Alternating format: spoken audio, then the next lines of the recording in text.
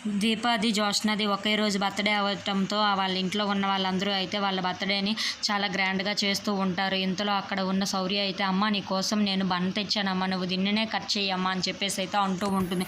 ఆ మాటలకి అక్కడ విన్న దీప అయితే చాలా ఉప్పొంగిపోయి, "సరేనమ్మా, నువ్వు తెచ్చిందే నేను కట్ చేస్తానని" చెప్పేసి అయితే అంటూ ఉంటుంది. ఇంతలో అక్కడ ఉన్న దీపకి, జ్యోత్స్నకి అయితే వాళ్ళ బర్త్‌డే సెలబ్రేషన్స్ చేస్తూ ఉంటారు. ఇంతలో అక్కడ ఉన్న దీప అయితే కేక్ కట్ చేసి శౌర్యకి తినిపిస్తూ ఉంటుంది. అది చూసిన ఇంట్లో ఉన్న వాళ్ళందరూ అయితే వీళ్ళిద్దరిది ఎంత మంచి ప్రేమ అని చెప్పేసి అయితే అనుకుంటూ ఉంటారు. అలా వాళ్ళిద్దరూ అయితే చాలా సంతోషంగా కేక్ కట్ చేస్తూ తినిపించుకుంటూ ఉంటారు. ఇంతలో అక్కడ ఉన్న శౌర్య అయితే, "అమ్మ నాకు పెట్టేశావు కదా, ఇప్పుడు కార్తీక్ పెట్టమ్మా" అని చెప్పేసి అయితే అంటూ ఉంటుంది.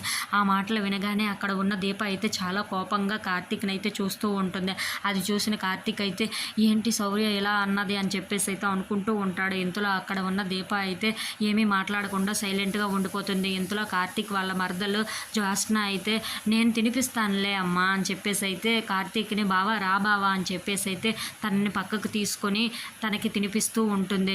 అది చూసిన ఇంట్లో ఉన్న వాళ్ళందరూ అయితే చాలా క్లాప్స్ కొడుతూ చాలా ఆనందంగా గడుపుతూ ఉంటారు. ఇంతలో అక్కడ ఉన్న జ్యోత్స్న వాళ్ళ నాన్న అయితే, "అమ్మ దీప, నువ్వు ఇక్కడే పర్మనెంట్గా ఉండిపో అమ్మ, ఇగో శౌర్యకు కూడా ఇక్కడే స్కూల్లో జాయిన్ చేద్దామని చెప్పేసి అయితే అంటూ ఉంటాడు. ఆ మాటలు వినగానే అక్కడ ఉన్న దీప అయితే ఒక్కసారిగా షాక్ అయిపోయి, "అదేంటండి, నేను వెళ్ళిపోవాలి కదా, ఈ పని అయిపోగానే నేను ఇక్కడి నుండి వెళ్ళిపోతాను కదా" అని చెప్పేసి అయితే అంటూ ఉంటుంది. ఆ మాటలకి అక్కడ ఉన్న ఇంట్లో ఉన్న వాళ్ళందరూ అయితే, "అదేమి లేదమ్మా, నువ్వు మా ఇంటి సభ్యురాలివే, నువ్వు ఇక్కడ ఉండిపో అమ్మ, శౌర్యను కూడా ఇక్కడే చదివిద్దాము" అని చెప్పేసి అయితే అందరూ అంటూ ఉంటారు. ఆ మాటలకి ఏమీ మాట్లాడకుండా దీప అయితే అలా నించొని ఉండిపోతుంది.